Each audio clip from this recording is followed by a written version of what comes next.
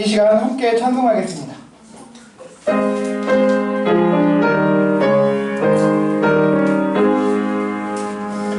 만복의 근원 하나님 온 백성 찬송 드리고 저 천사여 찬송하세 찬송 성부 성자 성령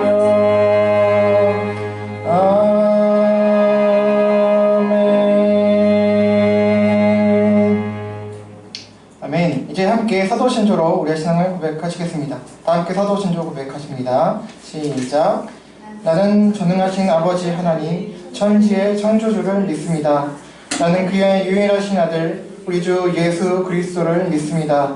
그는 성령으로 잉태되어 동정녀 마리아에게서 나시고 본디오 빌라도에게 고난을 받아 십자가에 못 박혀 죽으시고 장사된 지 사흘 만에 죽은 자 가운데서 다시 살아나셨으며 하늘에 오르시어 전능하신 아버지 하나님 우편에 앉아 계시다가 거기로부터 살아있는 자와 죽은 자를 심판하러 오십니다. 나는 성령을 믿으며 거룩한 공교회와 성도의 교제와 죄를 용서받는 것과 몸의 부활과 영생을 믿습니다. 아멘. 네, 이 시간에는 특주선사가 있겠습니다. 한 마음으로 참여하도록 하겠습니다.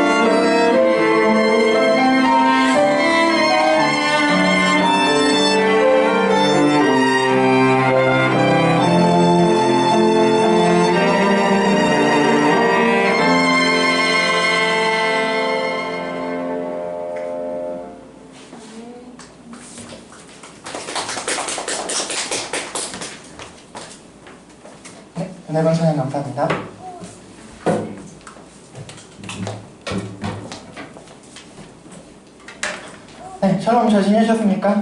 네, 한 주가 또 빠르게 지나서 또 새로운 한 주가 왔습니다. 네, 오늘도 예수님의 사랑과 은혜, 긍휼이 가득하기를 바랍니다. 자, 오늘은 사도행전 말씀을 통해서 은혜를 나누고자 합니다. 오늘 본문을 통해서 하나님께서 우리에게 이렇게 말씀하십니다. 우리 신약성경 사도행전입니다. 신약성경 사도행전 1장입니다. 신약성경 사도행전 1장 15절부터 26절 말씀입니다. 신약 188쪽에 있습니다. 신약성경 사도행전 1장 15절부터 26절입니다. 제가 한 절, 여러분 한 절, 마지막 26절 같이 읽도록 하겠습니다. 제가 먼저 읽습니다. 모인 무리의 수가 약 120명이나 되더라. 그때에 베드로가 그 형제들 가운데 일어서서 이르되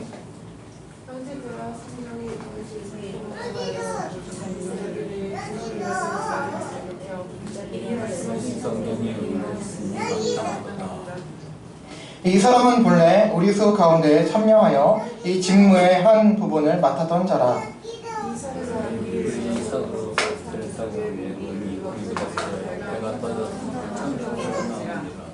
이 일이 예루살렘에 사는 모든 사람에게 알리어져 그들의 말로는 그 밭을 악에 담아라 하니 이는 피밭이라는 뜻이라.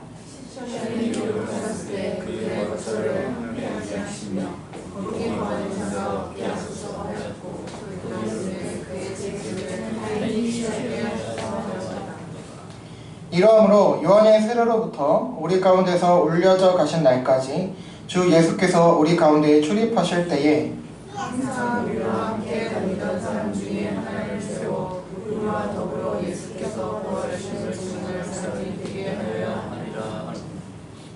그들이 두 사람을 내세우니 하나는 바사바라고도 하고 별명은 유스도라고 하는 요셉이요 하나는 마띠아라. 그들이 기도하라 이르되 그 사람의 마음을 아시는 주 이 사람 중에 누가 주님께 택하심하여 봉사와 및 사도의 직무를 대신할 자인지를 보이시옵소서. 유다는 이 직무를 버리고 제 곳으로 갔나이다 하고 같이요. 제비 뽑아 마띠아를 얻으니 그가 11사도의 수에 들어가니라. 아멘.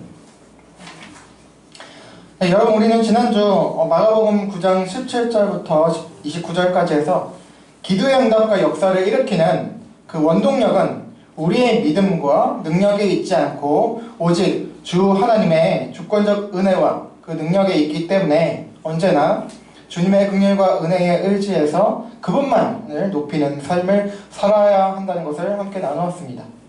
오늘은 사도행전 1장 15절부터 26절 본문을 살피면서 또 은혜를 나누기를 원하는데요. 여러분께서 그리스도인이시라면, 믿는 분이시라면 어떠한 형태로든지 기도하시는 삶을 사실 것이라고 생각합니다. 에베소서 6장 18절 말씀처럼 무시로, 무슨 말일까? 때 없이 항상 기도하는 삶을 사시겠지만 특별히 중요한 일을 앞두고서는 더욱 그러하실 거예요. 어떤 중요한 결정을 해야 한다거나 그런 일이 있을 때 기도를 하실 겁니다. 오늘 본문에서도 중요한 일을 앞두고 기도하는 가운데 그 일을 결정하는 사건이 기록이 되어 있습니다. 자, 그것이 무엇인가 하면 바로 새로운 사도를 세우는 일이었습니다. 여러분도 아시다시피 사도란 영어로 아포스 발음 맞나 모르겠는데, 자, 헬라어로 아포스톨로스라고 하는데요, 파견받은 자라는 뜻을 가지고 있습니다. 보냄받은 자.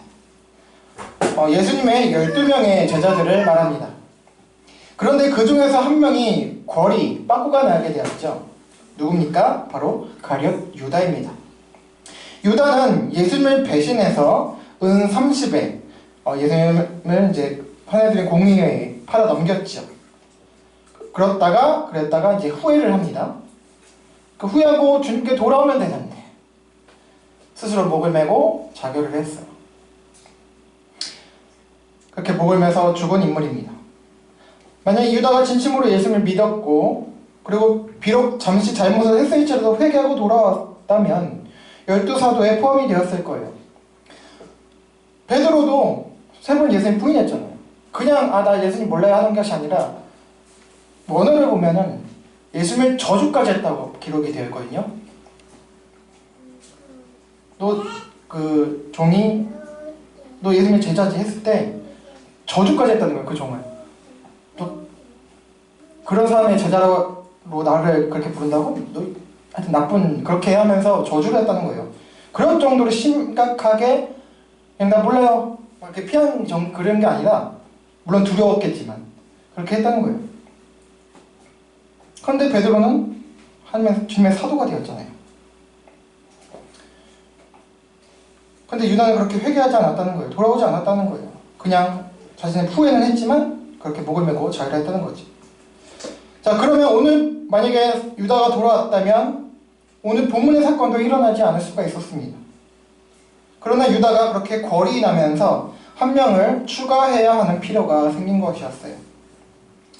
자, 그런데 무조건 12명에서 줄었다고 해서 사도가 계속 추가되었느냐? 그건 아니라는 거죠.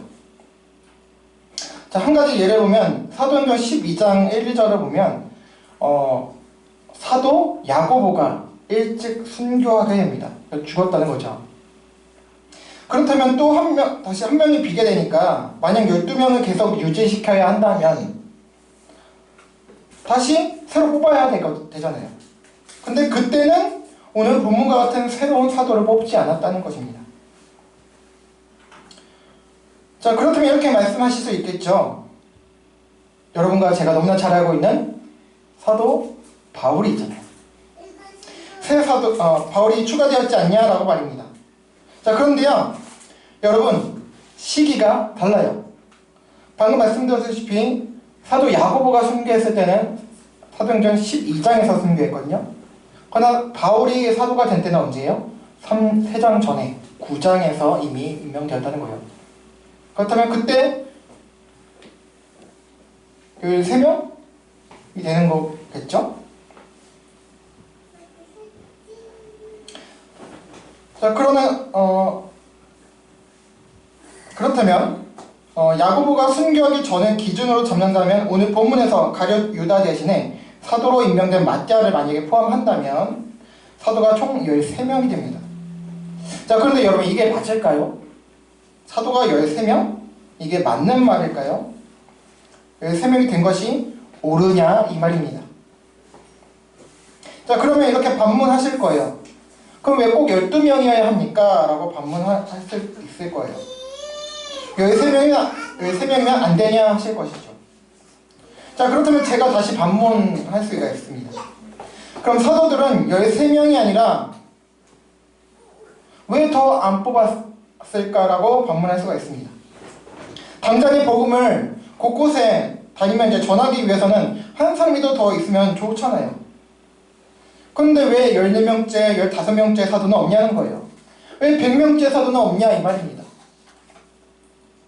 아니, 더 전으로 돌아가서 왜 예수님께서는 그 수많은 무리들이 있었음에도 불구하고 하필이면 왜 딱 12명만 제자로 삼으셨냐 이 말입니다. 당시 12명만 주님을 따른 것도 아니고 수많은 무리들이 주님을 따랐다고 복음서는 분명하게 기록하고 있습니다. 그리고 오늘 본문에서 보듯이요, 약 120명의 예수님을 가까이서 따랐던 사람들이 있었어요. 예수님은 왜 이들을 다 제자, 사도로 세우시지 않았을까요? 이들이 12명과 달리 뭔가 좀 부족하고 자질이 없어서였을까요? 자, 그렇게 따지면 가룟 유다는 물론이고 예수님을 세 번 부인했던 베드로를 포함해 모든 제자들이 다 사실 자질이 없는 사람들이었어요.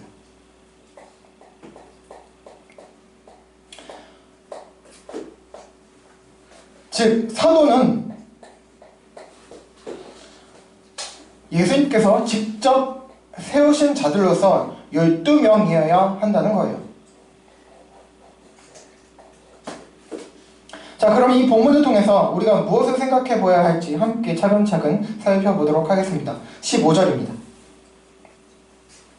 모인 무리의 수가 약 120명이나 되더라. 그때에 베드로가 그 형제들 가운데 일어서서 이르되. 자, 조금 전 말씀드린 대로 예수님을 따르던 사람들은 많았습니다. 수많은 무리들이 주님을 따랐어요. 예수님께서 가르치시고 기적을 일으키실 때마다 수많은 무리들이 주님을 따랐습니다. 오병이어 사건 그 기록을 보십시오. 수많은 무리들이 와서 주님을 찬양하고 그 오병이어의 기적을 체험하고 그렇게 주님을 높였다는 거예요. 좋아했다는 거예요. 예수님께서 예루살렘으로 입성하실 때 이제 곧 고난주간이 이제 시작이 되는데요. 예수님 입성하실 때 뭐라고 했습니까? 백성들이 호산나 다윗의 자손 예수여 라고 환호했잖아요. 수많은 무리들이 그 주님을 환호했습니다. 그러나 그들이 전부 주님의 뜻을 알고 진정으로 믿는 자들이 아니었다는 거예요. 그렇게 수많은 무리들 가운데 오늘 본문에 나오는 것처럼 약 120명의 신도들이 있었습니다. 또 그중 또 70명의 사람들이 다른 성경에는 또 언급이 되어 있어요. 그리고 그 중에서 우리가 알고 있는 12명의 제자들을 주님께서 따로 세우셨습니다. 또 그뿐입니까? 그 중에서도 더 줄여서 베드로, 야고보, 요한, 아까 말씀드린 야고보, 일찍 승자한 야고보 사도입니다. 베드로, 야고보, 요한을 이렇게 3명을 수제자로 세웠다는 거예요. 이렇게 주님께서는 많은 수보다도 적은 수로 직분자를 세우신 것입니다. 주님께서 부활하시고 승천하신 후에 12절부터 보면 죽은 가룟 유다를 제외한 11명의 제자들과 또 예수님의 모친이죠. 마리아, 그리고 또 다른 신자들이 함께 소위 마가의 다락방이라고 불리는 다락방에 모여서 함께 이 120명의 무리들과 모여서 기도를 합니다. 그러던 중에 베드로가 제자들 중 가룟 유다가 거리 났다, 빵꾸가 났다 라는 사실을 이야기하기 시작합니다. 16, 17절입니다. 형제들아, 성령이 다윗의 입을 통하여 예수 잡는 자들의 길잡이가 된 유다를 가리켜 미리 말씀하신 성경이 응하였으니 마땅하도다. 이 사람은 본래 우리 수 가운데 참여하여 이 직무의 한 부분을 맡았던 자라. 자, 베드로는 죽은 가룟 유다에 대해서 설명하기 시작하죠. 가룟 유다가 예수님을 배신하고 죽은 것은 그저 우연이 아니다.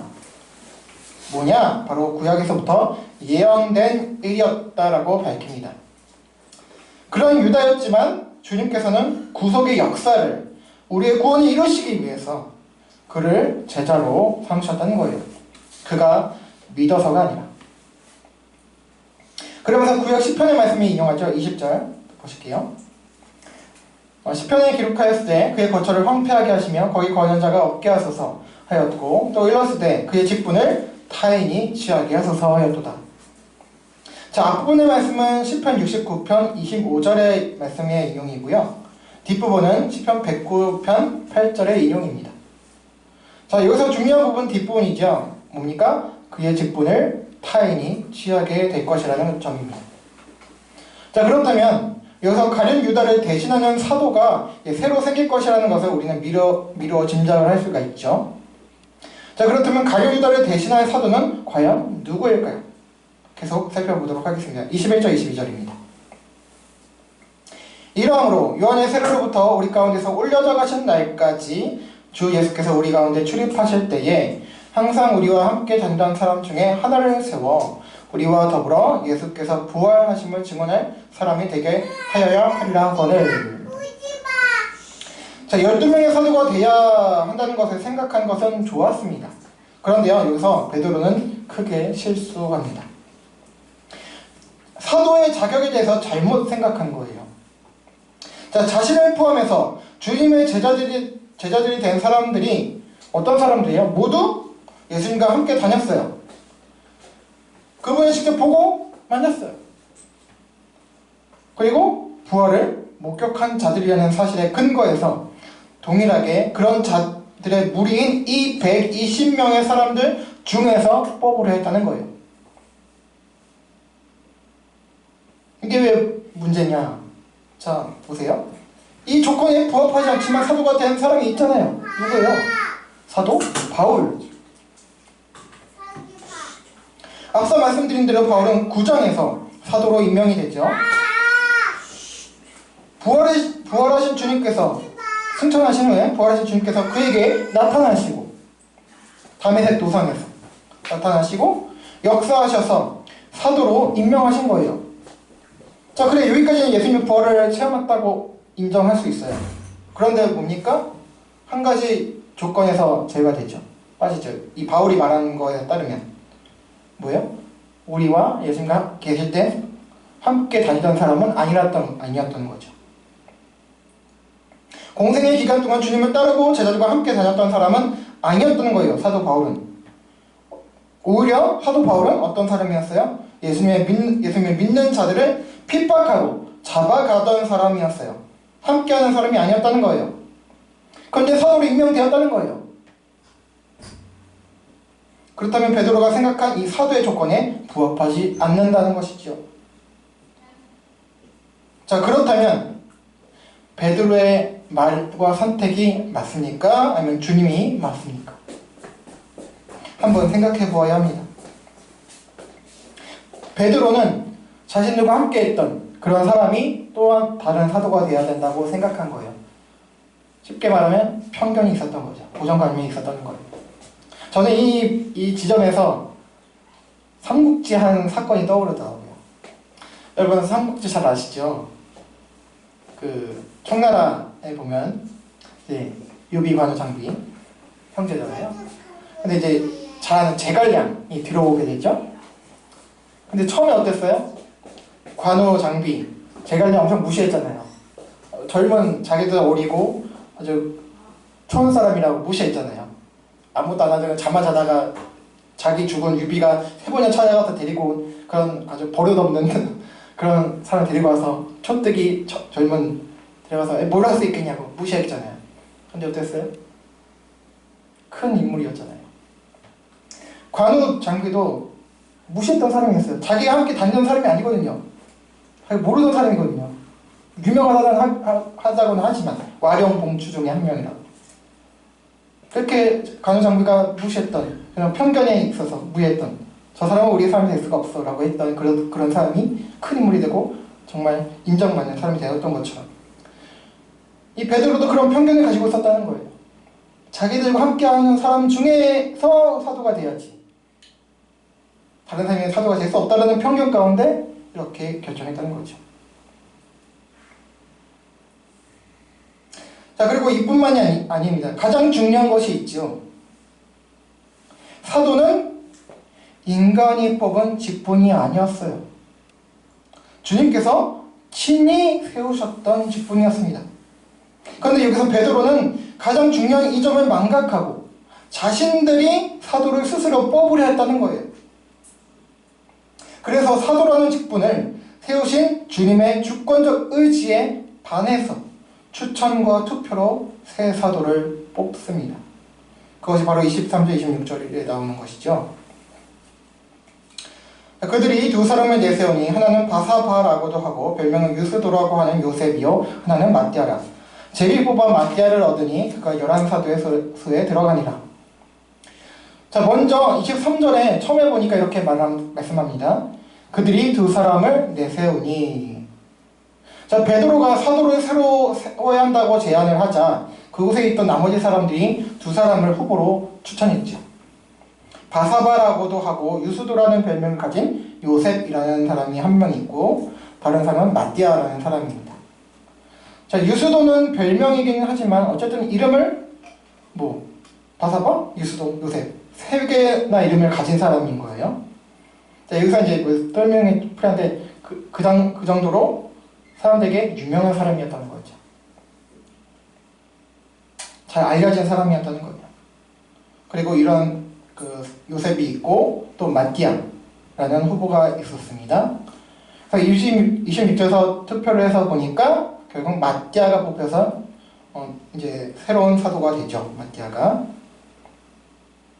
자, 그러나 사도를 세우시는 것은 주님의 주권이 있었기 때문에 이 마띠아가 진정한 사도로서의 직분을 감당했다고 보기는 어렵습니다. 오해하지 마십시오. 이 마띠아가 무슨 인격적으로 하자가 있다던가 그런 얘기를 하는 게 아니에요. 그건 몰라요. 인격적으로 얼마나 훌륭한지 그거 문제가 있는지 그건 모릅니다. 그러나 원칙에 따르면 옳지 않다라는 것입니다. 이후 바울을 따로 주님께서 직접 세우신 것을 보면 오늘 본문의 일을 주님께서 인정하지 않으셨다고 볼 수가 있어요. 만약에 주님께서 마띠아 그래 잘했다 하면 굳이 바울을 세우실 이유가 없죠. 그냥 마띠아를 이방인의 사도로 그렇게 크게 쓰시면 되는 거예요. 근데 특별한 언급은 없지만 바울을 사도로 세우셨어요. 추가. 그러니까 마띠아를 사도로 세우는 것은 주님의 뜻이 아니었다라는 것이죠. 이 성경 어디에도 베드로나 이 신도들 그리고 마띠아를 책망하셨다는 말씀은 없습니다. 사도를 13명이 되는 것을 인정해 주신 것이 아니냐 하실 수가 있어요. 책망의 말씀이 없기 때문에. 그러나 주님께서 변함이 없으시다라는 분, 그런 사실과 하나님께서는 변함이 없으신 분이시거든요. 이때는 이랬다 저때는 저랬다 하시는 분이 아니시거든요. 그리고 그분의 원칙을 생각해 볼 때 주님의 뜻이 바뀌었다고 보기는 어렵다는 거예요. 성경에서 주님의 책망이 직접적으로 언급이 되어 있지 않다고 다 우리가 인정해야 할까라고 한다면 그렇지 않다는 것입니다. 대표적인 예를 하나 제가 들어볼게요. 구약의 한 사건인데요. 우리가 잘 알고 있는 나중에 이스라엘이라는 이름으로 바뀌는 누굽니까? 야곱이죠. 아브라함의 아들, 이삭의 아들 이 야곱. 이 야곱의 아내가 총 몇 명이었죠? 야곱의 아내가 몇 명이죠? 4명.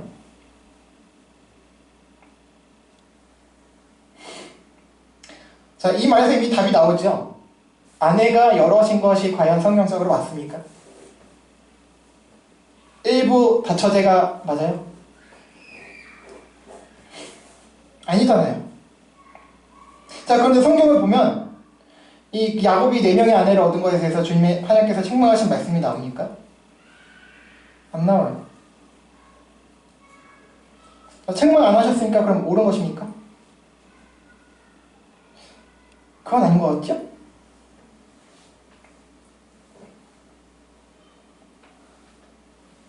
네, 물론 심지어 이 4명의 아내들을 통해서 얻은 아들 총 몇 명이죠? 12명.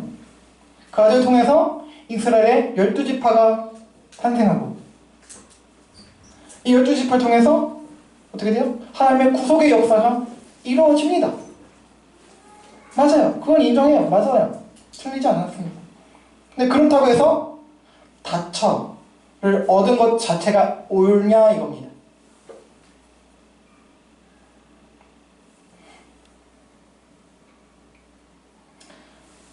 이것은요 허용이지 허락이 아니에요. 허용, 필요에 따라서 받아들이신다는 거예요. 우리가 인간이 잘못하고 하지만 그렇다고 해서 하나님의 역사를 취소하거나 구속의 역사를 취소하거나 그러지 않고 실수하고 잘못했음에도 불구하고 그것을 통해서 하나님께서 선하게 이끌어 가신다는 거죠. 하나님의 뜻대로. 허락이 아니에요. 기쁠락. 기쁘게 허락하는 게 그 좋아서 허락하시는 게 아니라는 거예요. 인간의 잘못이 있음에도 불구하고 당신의 신실하신 것, 그 긍휼과 은혜 가운데 역사를 이끌어 가시는 것일 뿐 그것이 옳다고 하시는 것이 절대 아니라는 것입니다. 오늘 본문도 마찬가지예요. 책망하셨다는 말씀이 비록 없지만 애초에 사도를 세우신 그 원칙, 12제자를 세우셨잖아요. 그리고 바울을 사도로 세우신 것에 비춰볼 때에 이렇게 마띠아를 세운 것은 옳지 못한 것이었어요. 자, 이어서 더 살펴볼게요. 24절, 25절입니다. 그들이 기도하여 이르되 무사람의 마음을 아시는 주여 이 두 사람 중에 누가 주님께 택하신 바 되어 봉사와 및 사도의 직무를 대신할 자인지를 보이시옵소서. 유다는 이 직무를 버리고 제 곳으로 갔나이다 하고. 그래도 이들이 그런 중에도 하나님의 뜻을 구하고자 기도했다는 사실 그 자체만 보면 옳아요. 기도해야 되는 거예요. 이 점은 우리가 본받아야 할 것입니다. 단순히 기도 행위를 했다는 것 자체보다도 하나님의 뜻을 우선은 어쨌든 물었다는 점은 옳습니다. 잘했어요. 그러나 아쉬운 점은 두 사람 중 누구를 세워야 하는지를 묻기 이전에 자신들이 이 비어있는 사도의 자리가 한 명 비어져 있는데 어떻게 하는 것이 맞을지 먼저 하나님의 뜻을 물어야 한다는 거예요. 이 지점에서 마지막으로 우리는 또 생각해 볼 점이 있습니다. 자, 기도를 우리가 한다고 해서 그것이 무조건 정당성을 가질 수는 없다라는 거예요. 내가 기도했으니까 그 후에 그 결과에 대해서 선택한 그것에 대해서 울어. 내가 기도했어. 하나님께 기도했단 말이야. 그렇게 정당성을 주장할 수는 없다는 거죠. 기도했다라고 해도 그것이 하나님의 뜻에 맞는지 잘 살펴야 한다는 거예요. 베드로와 이곳에 모인 무리들은 기도를 했으면서도 자신들의 의지로 추천 및 투표로 일을 진행했습니다. 네, 여기서 오해하지 마십시오. 투표나 추천이나 이런 게 나쁘다는 게 아니에요. 물론 성경이 완성된 이후로는 지금 우리 시대죠. 지금 이 시대에서는 이런 방법을 써야 합니다. 그래서 우리가 교회에서 다른 교회에서 이제 저희는 아직 그런 게 없었지만 직분제를 세울 때 어떻게 해요? 교인들의 추천을 받잖아요. 이런 성도가 훌륭합니다. 믿음이 좋습니다. 해서 추천을 받고 집사님 장로님을 세울 때 그렇게 하잖아요. 그리고 투표를 하잖아요. 그렇게 써야 하는 거예요. 지금은. 근데 이 당시 이 시대에 있어서는 아직 성경 계시가 완성이 되지 않은 때였어요. 그리고 뭡니까? 사도라는 특수성을 가지고 있잖아요. 비상 직원이라고 하거든요. 사도는. 교회 직원 중에 여러 있는데 비상. 항상 있지 않은 그때만 그 당시 한정적으로만 있었던 직분자. 그래서 비상 직원이라고 하는데요. 사도는 그런 거예요. 뭐 구약에 있는 선지자, 제사장 마찬가지죠. 사사 이런 사람들. 주님께서 직접 세우시는 직분이었던 거예요.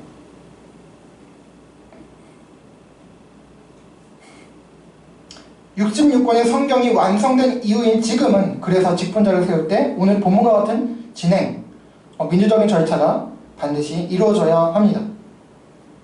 하나님께서 하늘로부터 음성을 들려주시거나 꿈이나 환상을 통해 계시해 주시는 일은 성경 계시가 완성이 된 이후로는 더 이상 있지 않아요.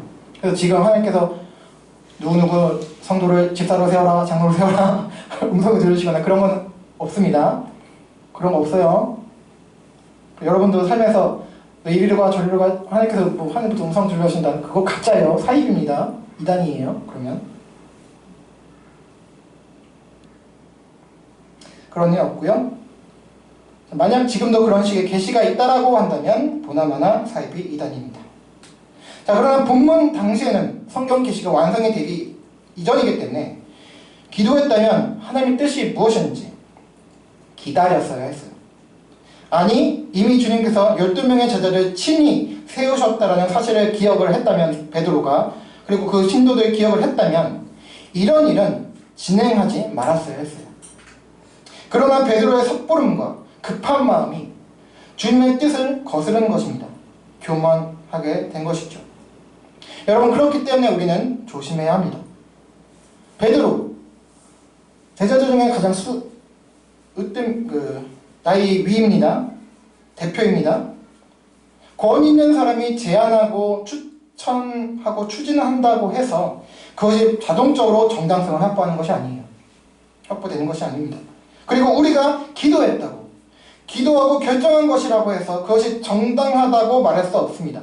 하나님의 뜻이라고 할 수 없다는 거예요. 만약 그렇다면 그것처럼 위험한 것이 없습니다. 다들 그렇게 하다가 잘못된 길에 빠지게 됩니다. 기도가 없어서 문제가 아니라 오히려 기도 행위 자체를 맹신하고 또 그런 기도를 한 자신을 맹신하다가 잘못된 길에 빠지게 되는 거예요. 그렇기에 우리는 항시 조심해야 합니다. 하나님의 뜻은 이제 우리에게 분명하게 계시되어 있습니다. 어디 있습니까? 바로 성경에 있다는 거예요. 그러나 이 성경도 일본만 보면 오해하게 돼요. 오늘 본문만 보면 낱개를 이렇게 세 사도를 뽑은 것이 이렇게 보여요. 책망하신 말씀도 없잖아요. 됐나보다, 잘 됐나보다 하게 우리가 생각할 수 있죠. 그러나 성경 전체 흐름과 맥락을 보면 그렇지 않다라는 것입니다. 그렇게 성경 일부분만 가지고 이야기하는 것은 매우 위험합니다. 그래서 우리는 더더욱 조심해야 합니다. 사입이 이단만 그런 것이 아니라 우리 역시 하나님의 뜻을 충분히 왜곡하고 오해할 수 있기 때문이에요. 베드로와 나머지 10명의 제자들과 120여 명의 신도들이 왜 이런 실수를 하는 것일까요? 그것은 바로 급한 마음 때문이었어요. 당장 한 명을 추가로 채워넣어야 되니까. 그래야지만 될 것 같으니까. 내가 해야 될 것 같으니까. 이것은 어떤 마음에서 비롯된 것입니까? 주님을 온전히 신뢰하지 못했다는 거예요. 자신들이 무엇인가를 해야 한다는 강박증이 생겼다는 거죠. 그러나 역사는 우리 스스로 이루어가는 듯 보이지만, 그러나 우리의 삶과 개인의 삶과 역사는 결국 우리가 이루어가는 것 같지만 주 하나님께서 이루어가신다는 사실을 잊지 말아야 합니다. 주님을 신뢰해가는 연습이 그래서 우리에게 많이 필요하다는 거예요.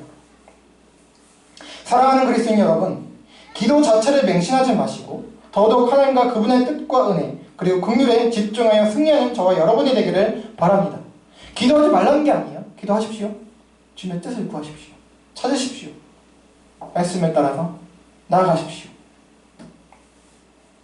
제가 기도했으니, 내가 기도했으니 하나님 내 뜻대로 응답이나 해주세요 라는 소위 말하는 답정너 신앙이 아니라, 하나님보다 앞서가는 그런 신앙이 아니라 더 성숙한 믿음으로, 그런 신앙으로 하나님의 뜻을 성경 66권을 통해서 확인해가면서 그분을 온전히 신뢰해가는 그런 믿음이 저와 여러분의 믿음이고 그런 성품이 되기를 간절히 소망합니다. 그러하여 내 인생과 이 세상의 모든 일은 오직 주님의 은혜와 긍휼의 손안에 있구나. My life is in your hands. 주님의 손안에 내 삶이 있습니다. 라는 그 고백이, 그 감격의 고백이 저와 여러분의 삶에 끊이질 않고 넘쳐 흐를 수 있도록 그렇게 되기를, 그래서 하나님의 사랑에 따라 오늘도 이웃 사랑하는 삶을 살아가기를 우리의 주님이신 예수 그리스도의 이름으로 간절히 소망하고 축원합니다. 아멘. 함께 찬송하고 기도하시겠습니다. 우리 주님 말씀하시면 우리 유명한 봉상을 우리가 함께 고백하도록 하겠습니다.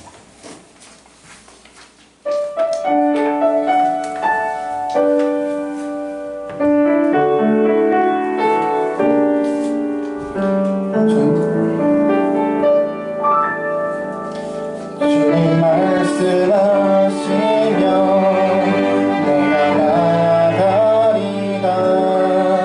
주님 뜻이 아니면 내가 멈춰서리다. 나의 가고 서는 것 주님 뜻에 있으니 오 주님 나를 이끌소서. 주님 말씀하시면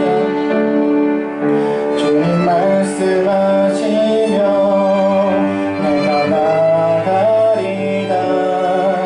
주님 뜻이 아니면 내가 멈춰서리다.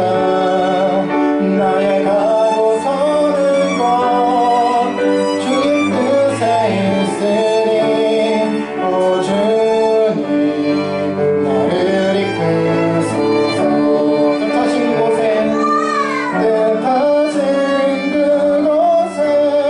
나 있기 원합니다.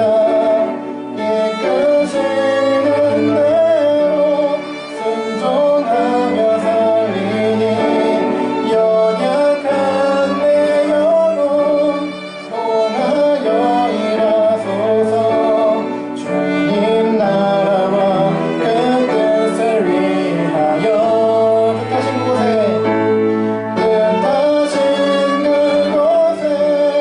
나 있기 원합니다. 이끄시는 대로 순종하며 살리니 연약한 내 영혼 통하여 일하소서. 주님 나라와 그 뜻을 위하여 오 주님 나를 이끌소서. 이 시간 오늘 말씀과 찬양에서 생각하시면 기도하기 원합니다. 여러분 신앙생활 잘 하고 계시죠? 저보다 더 잘하실 거라고 생각해요. 사실 기도 많이 하실 거예요.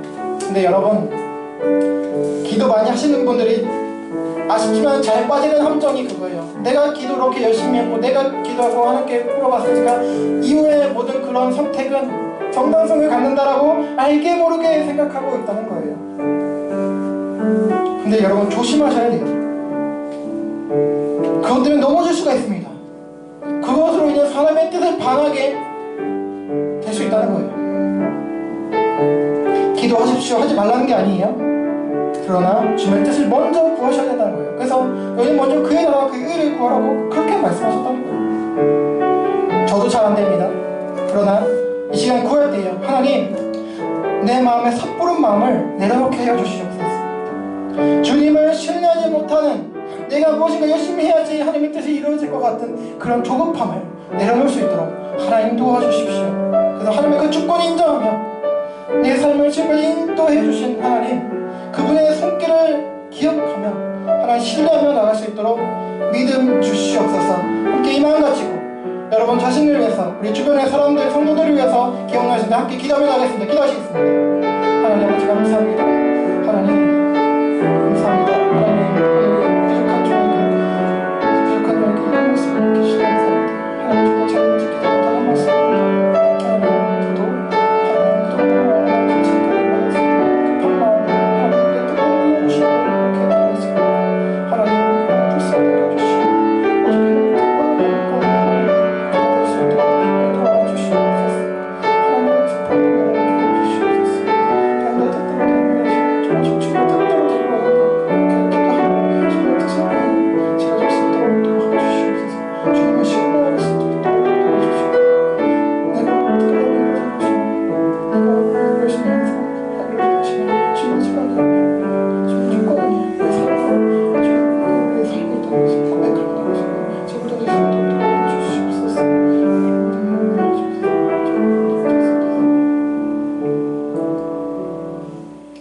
살아계신 하나님 아버지 감사합니다. 하나님 항상 부족하고 연약하고 넘어지는 저희들 항상 불쌍히 여겨주시고 사랑해주시고 용서해주시니 너무나 감사합니다. 하나님, 우리가 실수하고 넘어질 때에도 우리 삶이 잘못될 것 같지만 주님의 선하신 섭리와 또 그런 신실하심으로 인해서 하나님 주님의 그런 구속사의 역사가 이루어지고 있음을 믿음으로 고백하고 또 성경을 통해서 확인하며 감사함으로 나아갑니다. 하나님, 그러나 그럼에도 불구하고 주님, 그동안 우리에게 가졌던 그런 섣부른 마음, 또 급한 마음, 때론 교만한 마음,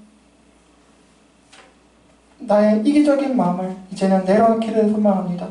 힘들겠지만, 쉽지 않겠지만 주님 오실 그날까지, 주님 품에 안기는 그날까지 이 전쟁은 계속되겠지만 하나님, 조금이라도 더 인생 살아가면서 더욱더 성숙한 믿음의 사람들 되기를 소망합니다. 하나님 도와주시고 역사하여 주시옵소서. 그래서 하나님께서 정말 기뻐하시고 대견스러워하시는, 기특하게 여기시는 그런 저희들 모두가 될 수 있도록 도와주시고, 방금 우리가 고백한 것처럼 연약한 내 영을 통해 주님 일해 주십시오. 하나님 영광 드러내 주시고 많은 영혼들 구원하는데 쓰임받게 해주십시오라는 이 고백이 저와 또 우리 서평교 성도들, 믿음의 모든 성도님들 고백이 그런 삶이 될 수 있도록 아버지여 이끌어 주시옵소서. 감사하며 이 모든 말씀 예수 그리스도 이름으로 간절히 기도합니다. 아멘. 감사합니다. 말씀드리겠습니다. 예배 함께 해주시고 예배에서 섬겨주신 분들께 감사를 해드립니다. 예배 식사가 준비되어 있으니 교제 시간 함께 가져주시길 바라고요. 계속해서 서로와 이웃을 위해서 기도해 주시길 바랍니다. 네, 오늘부터 우리 김나영 선생님께서 바이올린 연주자로 섬겨주시게 되었습니다. 환영합니다. 그리고 네, 오늘 또 라미장께서 개인 사정에서 못 오시게 되어 2주간 또 화민자 형제님께서 섬겨주시게 되었습니다. 감사합니다. 네, 세분 감사합니다. 네, 다음 주 3월 29일에 지난주 또 광고 드렸다시피 성찬식을 가질 예정입니다. 우리 함께 기도로 준비해 주시기 바랍니다. 네, 오늘 식사는요, 우리 김영신 권사님께서 맛있는 김밥 또 다른 것도 함께 준비해 주셔서 감사합니다. 감사합니다. 네, 오랜만에 오셔서 환영합니다. 네, 다음 주 예배 후에 또 잠시 재정 사용과 관련해서요, 또 한 가지 안건을 두고 회의를 하고자 하오니 가급적 많이 참여해 주시길 바랍니다. 네, 그럼 다른 건으로 주보를 참조해 주시길 바라고요. 함께 자리에서 일어나시겠습니다. 주님께서 가르쳐 주신 주기도문하고 찬송하고 축도로 예배 마치겠습니다. 주기도문 하시겠습니다. 시작.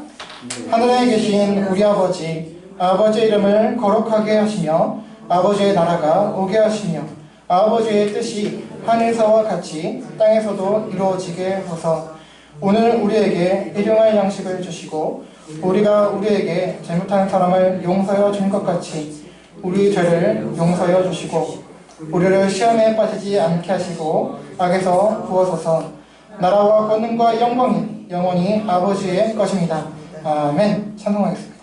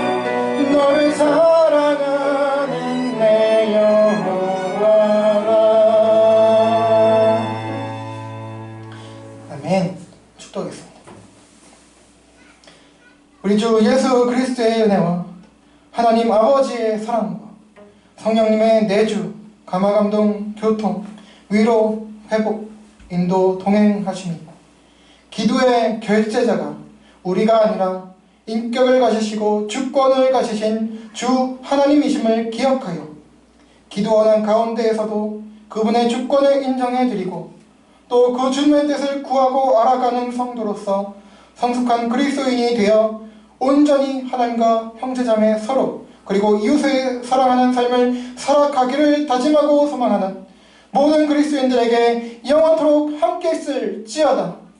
아멘.